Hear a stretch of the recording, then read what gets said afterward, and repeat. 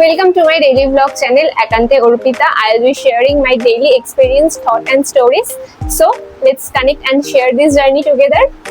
দিনটা ছিল কালী পুজোর দিন, তাই মা পুজো দিয়েই ঘর থেকে বেরিয়েছিল। আর আমাদের ট্রেনের টাইমিং ছিল 6:55-তে।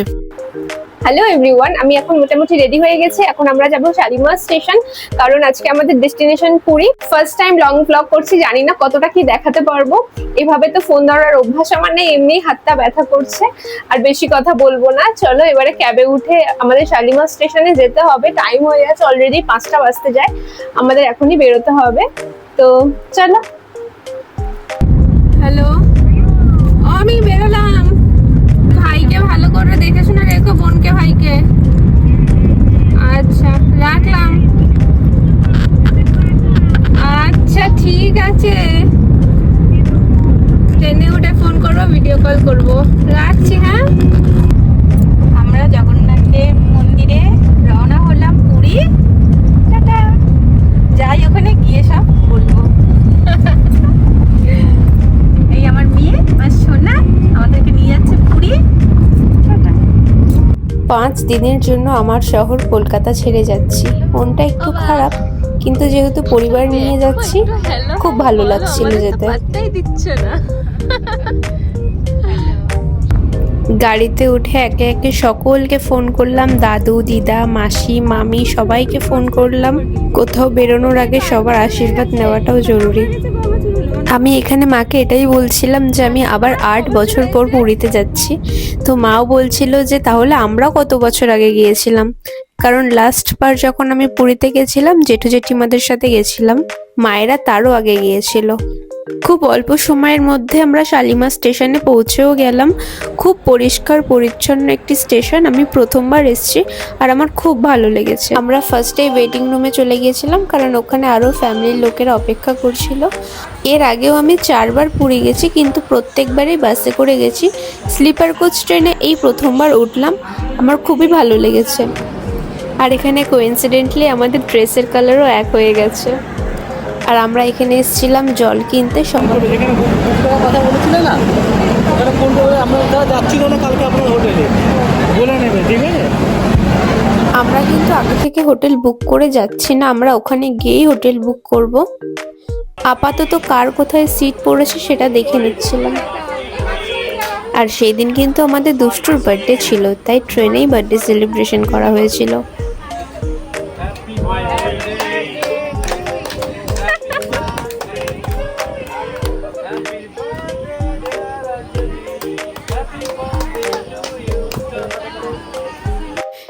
এই জার্নিটা কিন্তু আমার কাছে ভীষণ স্পেশাল, কারণ এটা হচ্ছে ফার্স্ট জার্নি আমার নতুন ফ্যামিলির সাথে। আর আমার বাবা তো শুধু অপেক্ষায় ছিল যে কখন ট্রেনটা ছাড়বে। আমাদের কিন্তু ট্রেনের টাইমিং ছিল 6:55, কিন্তু 7:11 বেজে গেছে, কিন্তু ট্রেন ছাড়ার কোনো নামই নেই। অবশেষে ট্রেনটা ছাড়লো। আমরা ছিলাম টোটাল 11 জন। সিট কিন্তু আমাদের একভাবে পড়েনি, যেরকম আমাদের 5 জনের সিট পড়েছিল S2-তে আর 6 জনের সিট পড়েছিল S5-এ। রাতের ট্রেন জার্নিতে দেখানোর সেরকম কিছুই থাকে না, বাইরেটা পুরো অন্ধকার, তাও যতটা পেরেছি ভিডিও করেছি। এখন আমি আমার মেয়ে 12টা বাজে, চোখে ঘুম, কিন্তু আমাদের ঘুম নেই। আমার আপারে সিট ছিল, কিন্তু আমি মায়ের কাছে লোয়ারে চলে এসেছিলাম। আমাদের খালি মনে হচ্ছে কখন আমরা গিয়ে পৌঁছাবো। এখন রাত বাজে 1:08। আমরা এখন যাজপুর স্টেশনে আছি আর চিপস খাচ্ছি। আমাদের মামের চোখে ঘুম নেই, সবাই ঘুমাচ্ছে, সকলে ঘুমাচ্ছে, শুধুমাত্র আমরা দুজন পাহারা দিচ্ছি। অ্যান্ড ফাইনালি সারা রাত না ঘুমিয়ে আমরা পুরী স্টেশনে পৌঁছে গিয়েছি। ওভারঅল ট্রেন জার্নি আমার খুবই ভালো লেগেছে, বাসের থেকে তো 1000 টাইম বেটার। ট্রেনে যখন আমার ঘুম আসছিল না, আমি আর মা বসে বসে গল্প করছিলাম, জানলার ধারে তাকিয়েছিলাম। ছোট ছোট পাহাড়, নদী, জঙ্গল সব কিছুকে ছেড়ে যখন আমরা আসছিলাম, তখন আমার মনে হচ্ছিল হয়তো এই সময়টা আমরা আর ফিরে পাবো না। এগুলোই হয়তো পরে খুব মিস করব। ওরে বাবা, তাই তো, এই কি সিঁড়ি!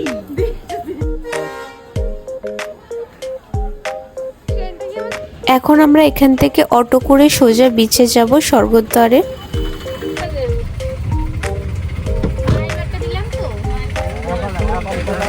তখন কিন্তু প্রায় ভোর হয়ে এসেছিল।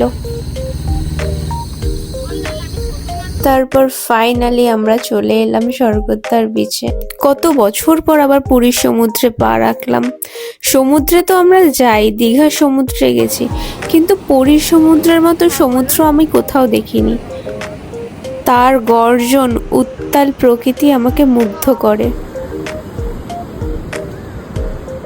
সমুদ্র আমার সব থেকে ভালো লাগে এই সময়টা। ভোরে স্নিগ্ধ হাওয়ার সাথে সমুদ্র উপভোগ করার মজাই আলাদা। এরপর আমরা হোটেলের উদ্দেশ্যে রওনা দিলাম। একদম পিক সিজনে যেহেতু গেছিলাম, হোটেল পাওয়াটা একটু মুশকিল হয়ে গেছিলো, কিন্তু আমরা দেবসুন্দর এনেছিলাম। বেশ ভালো হোটেলটা। আমার ভিডিও ভালো লাগলে লাইক, কমেন্ট, সাবস্ক্রাইব করে দিও। আজ তাহলে এইটুখানি থাক। এখন আমরা স্নানের উদ্দেশ্যে রওনা দিয়েছি। টাটা।